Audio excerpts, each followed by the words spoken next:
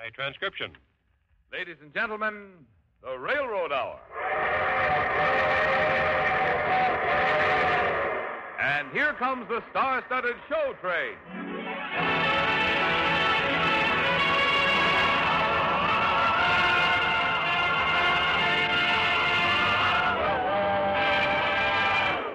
Tonight, the Association of American Railroads presents the great Broadway musical hit, Rose-Marie, starring Gordon MacRae and his lovely guest star, the famous Metropolitan Opera soprano, Patrice Moncel.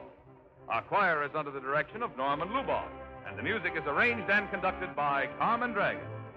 Yes, tonight another top musical success is brought to you by the American Railroads, the same railroads that bring you most of the food you eat, the clothes you wear, the fuel you burn, and all the other things you use in your daily life. And now, here is our star, Gordon MacRae.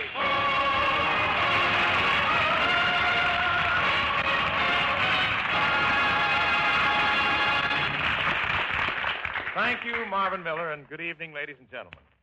Tonight, I'll be a man about the North Woods named Jim Kenyon, and Patrice Moncel has put a high polish on her French-Canadian accent to sing the title role of Rose-Marie.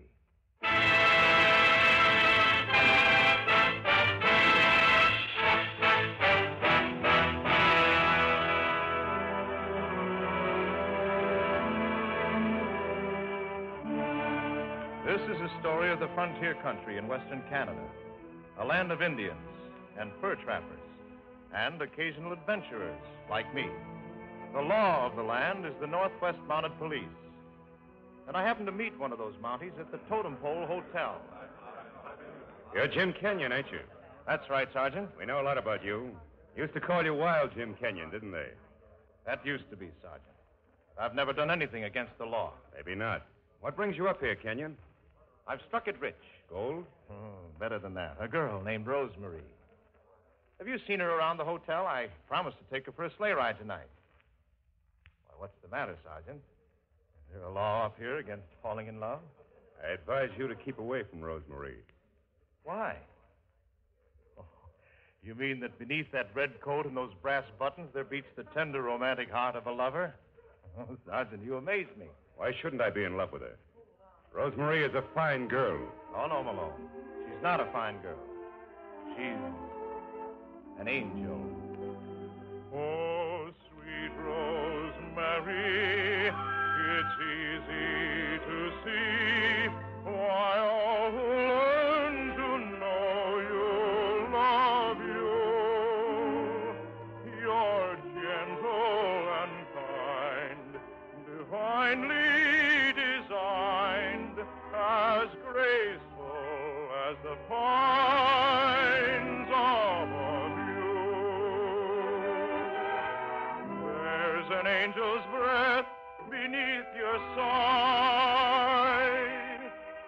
There's a little devil in your eye.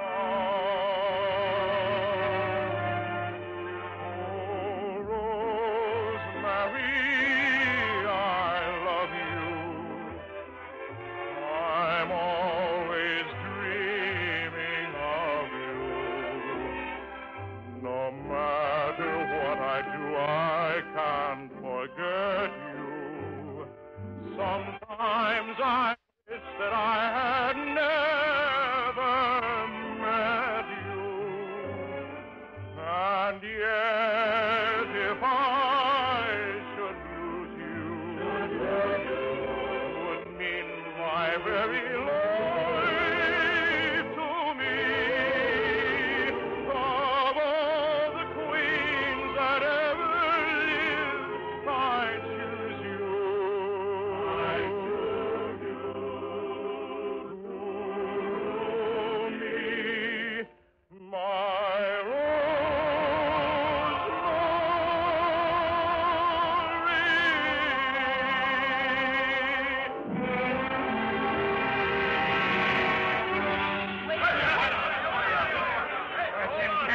Man, I must say. Friend of yours looking for you, Kenyon. That Indian Black Eagle is no friend of mine. You, Kenyon, what about gold you take from my land? Now listen, Black Eagle. I kill you. Wait a minute. What's this all about? Oh, this Indian has a small claim next to mine. It's mine. You take gold from my land. What about it, Kenyon? I have maps that show exactly where the boundary is. You show me. You show Black Eagle maps. Go ahead, Kenyon. Go along to the Indian's cabin and show him your map. What about Rosemary? I'll tell her to wait for you here. You will? Okay, come along, Black Eagle. You show Black Eagle maps. I figure you can always settle an argument without using a gun. Jim! Oh, Sergeant Malone, have you seen my Jim? Rosemary, why do you want to waste your time with a guy like Kenyon? Oh, Mr. Kenyon is very nice. He's in love with me. A lot of people are in love with you, Rosemary, including a certain sergeant in the Royal Mounted. Sergeant Malone, you're very sweet to say that. But you understand, there is something extra special about my Jim. I know no other man I think like Jim. I know that it's not so fun to be with him. Sometimes he teases me so wide, then he make a joke when I smile. Oh my, but he have a twinkly eye that sees. Oh my, but how the little fly for him. But let them sigh, I hope they're all better go. He's mine,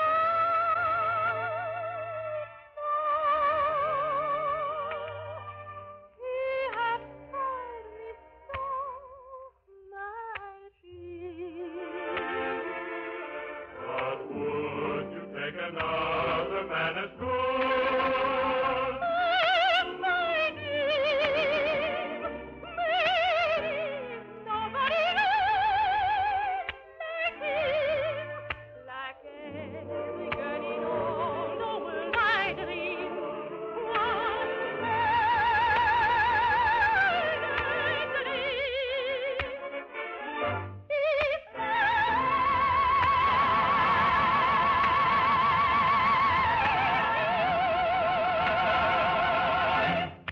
Oh, Rosemary. Rosemary, I'll leave you to your boyfriend. I've got to get back on patrol. Rosemary. Jim, what did it keep you so long? I'm sorry, darling. I had to straighten out a few differences with our friend Black Eagle. Do we go for a sleigh ride now, Jim? Rosemary, how would you like to go for a long sleigh ride? Away from Canada and the Indian country. Across the border into the States. And marry me. I've got an offer of a good job down there. If I leave right away. Tonight. He's so quick. We must go tonight? If I expect to get that job. Okay, my Jim. But first I go up to my castle and pack my things. Castle? You didn't tell me you had a castle. It's just old house. Nobody lives there but me.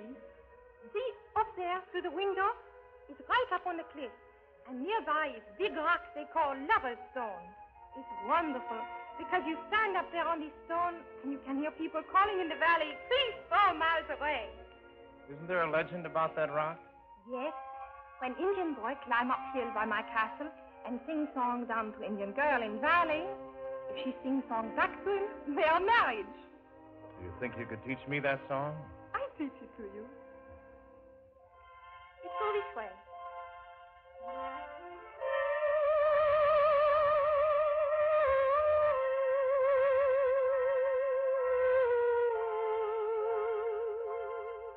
Now, you try it. All right.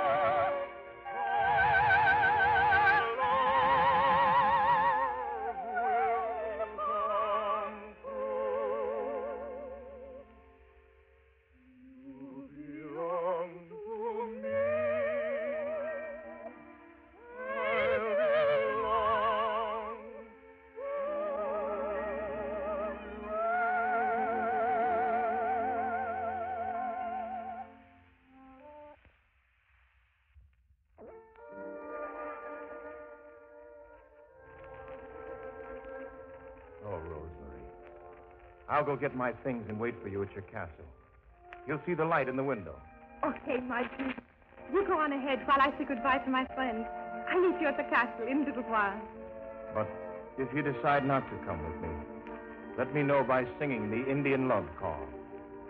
If I hear that song coming up through the valley, that'll be my signal. I'll put out the light in the little house and go on alone. Don't you know my mind is already made up? Of course I go with you. You belong to me. I belong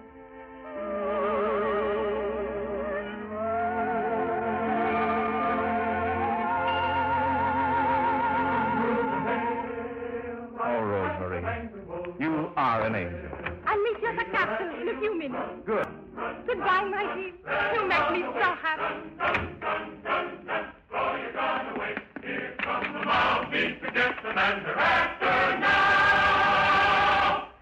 Oh, Sergeant Malone, I want to tell you... Rosemary, where's Jim Kenyon? Why, you got to see my Jim? He's wanted for the murder of Black Eagle. I don't believe it. Black Eagle's squaw saw it happen.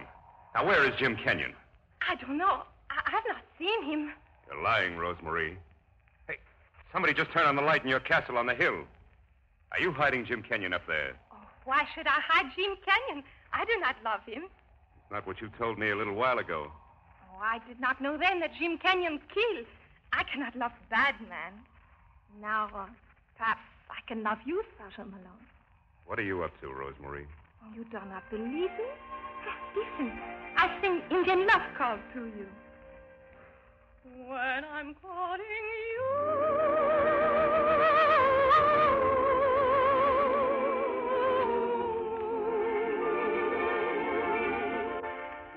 Wait a minute. You're not singing that to me. You're singing that to your castle on the hill. No, Sergeant Malone. I sing to you.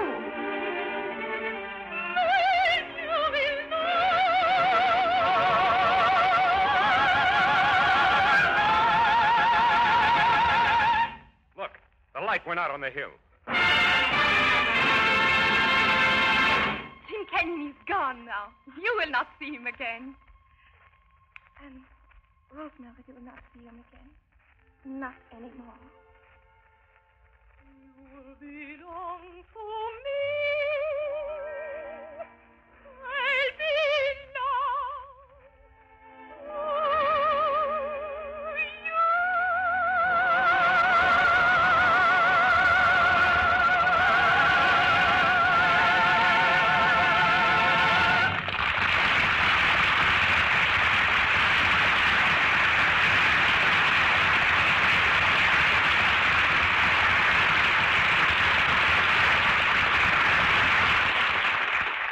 It was on a Christmas day that the first regularly scheduled train pulled by a locomotive went into service on an American railroad.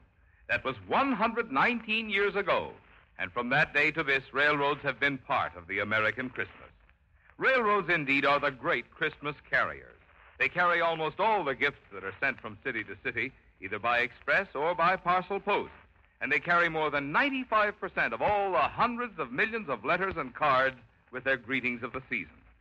And all through this week and the week of the holidays, railroads will be doing the joyous job of bringing families and friends together for their Christmas gatherings. For there is nothing which takes the place of traveling by train at Christmas time. Through the darkness of the night, through cold and snow, through fog and storm, the train speeds on its way, carrying in warmth and comfort and safety people of all ages. The little folks under 5 who travel on the trains free of charge.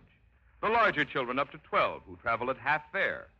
And then the grown-ups, the young mothers and fathers taking their children home to see grandmother and grandfather. The boys and girls from school or college heading home for the holiday. The businessmen coming in from their last trips of the year. To them all manner of people, young and old, riding the reliable trains. The American railroads wish a pleasant journey and a safe arrival. To them all, and to all our listeners everywhere, a Merry Christmas.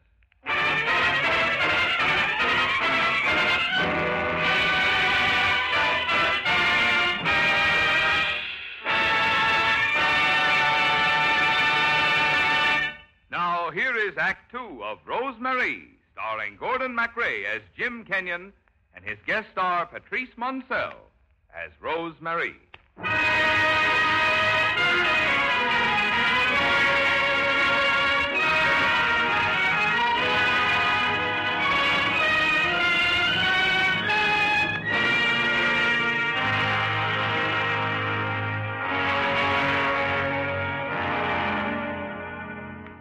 I heard Rosemary's voice singing the love song.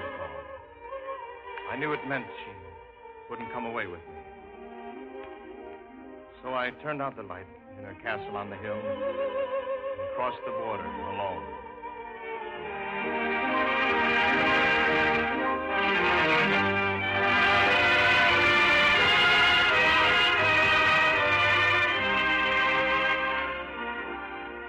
I tried to forget Rosemary.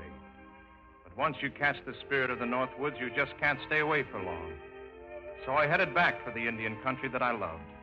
And soon I was in front of the old Totem Pole Hotel, with the tom-toms beating a tattoo around me. Long ago, there used to be a tribe of Indian smarties throwing their parties here. Long ago, you used to see a wild young maiden in copper dance with her pauper dear. In the shadow of the totem pole here, in the shadow of the totem pole. All night long they'd skip and prance, like bird on wing they would float 'em, call it the totem dance. When my grandpa Chief Chickacotem took Grandma out to a totem, tom-tom. Totem, tom-tom.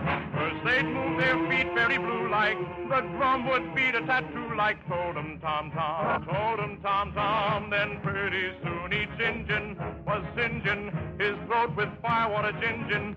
And faster round the totem they flew. But later on, all tired and sleepy, they'd go back home to their teepee. Totem, tom-tom. Totem, tom-tom. They say that when my grandpa Chief Chickacotem took Grandma out to the totem, totem, tom-tom. Totem, tom-tom.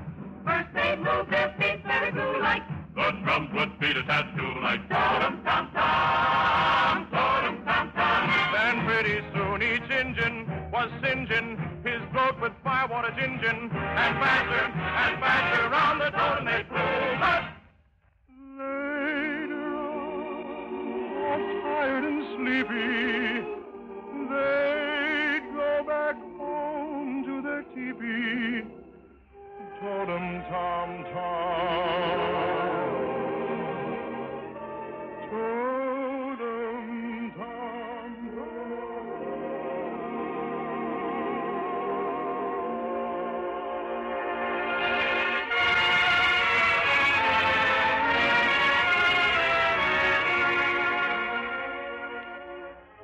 Being back in the Indian country was like coming home again. But I didn't know the surprises and the dangers that were waiting for me. Who is it? It's me, Jim Kenyon. Oh, Jim, I'm so glad to see you. Well, that's a surprise. I didn't expect you'd want to see me after you sent me away. I had to do it, Jim. But you should not have come back. Yeah, Kenyon. Got a lot of nerve. Sergeant Malone. What do you mean by that? I've got to put you under arrest for the murder of Black Eagle. Black Eagle's dead? I didn't know. We found him dead in his cabin just after you left. Black Eagle's squaw says you knifed him. And she's lying. I told you my Jim could not do such a thing. Look, you can put a rope around my neck if you want to.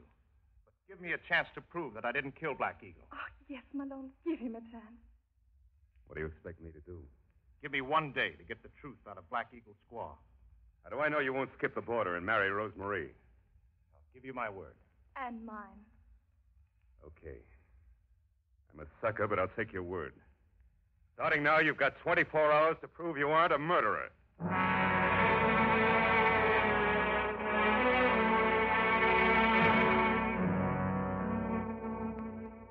24 hours isn't very long to clear yourself of a murder charge.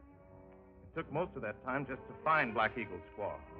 And no matter how I threatened her, she still stuck to her story that I was the man who knifed her husband. Why will she not tell you the truth? I don't know, Rosemary. I think there was some kind of a lover's quarrel. Black Eagle's widow was trying to protect her sweetheart. Jim, let me go in and talk to her. Perhaps she will tell the truth to me.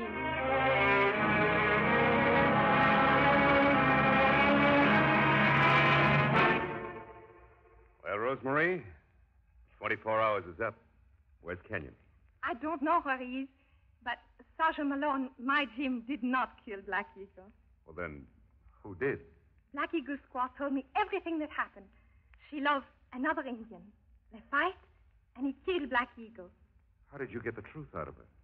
Well, I told her how much I love my Jim, and how I'd die inside if they blame him for a crime he did not do. One woman can tell another woman. She understands. Well, that ought to put Jim Kenyon in the clear, huh? Well, I know you will find the Indian who killed Black Eagle. They say a mountie always gets his man. Sometimes he'd rather get his girl. Do you know where he goes, my Jim? Yes, I know. My men have been keeping an eye on him. I'm probably a fool to tell you this. But I think you'll find Jim Kenyon up at a certain castle, overlooking a certain valley, by a certain lover's toe.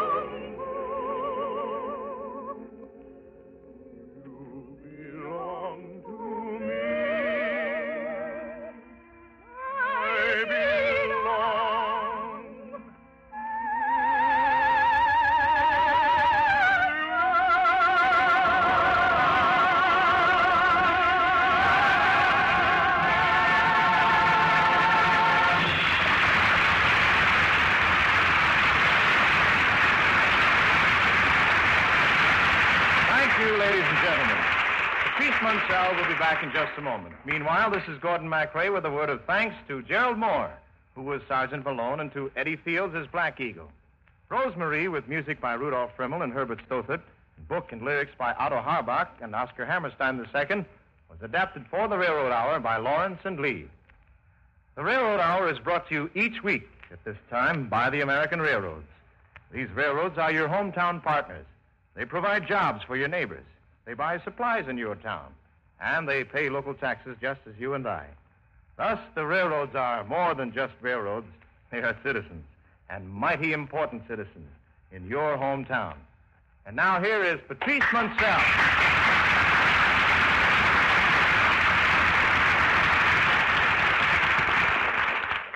Wasn't it fun to do Rosemary again, Gordon? Yes, it was a thrilling experience, Miss Munsell. Gordon, I'm the one with the accent, remember? I'm sorry, Pat, but you know, after a while, that lingo sort of rubs off on a guy. Is it not so? The most Mexican-sounding French-Canadian. Oh, so, Gordon, what is on the Railroad Hour next week? Well, we have a wonderful special Christmas show, Pat. Walt Disney's famous motion pictures, Snow White and the Seven Dwarfs. And our guest is lovely little Jane Powell. Oh, it sounds like a beautiful Christmas present, Gordon. And you can bet I'll be listening. Good night. Good night, Pat. All aboard! Well, it looks as though we're ready to pull out. So until next week, a Merry Christmas to every one of you.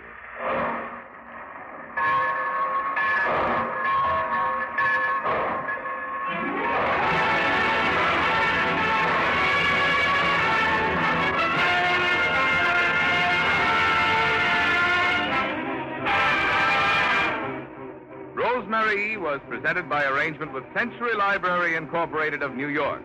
Gordon MacRae appeared through the courtesy of Warner Brothers, producers of The Hasty Heart, starring Ronald Reagan, Patricia Neal, and Richard Todd. Our choir is under the direction of Norman Luboff, and our music is arranged and conducted by Carmen Dragon. This is Marvin Miller saying goodbye until next week for the Association of American Railroads. And now keep tuned for your Monday night of music on NBC.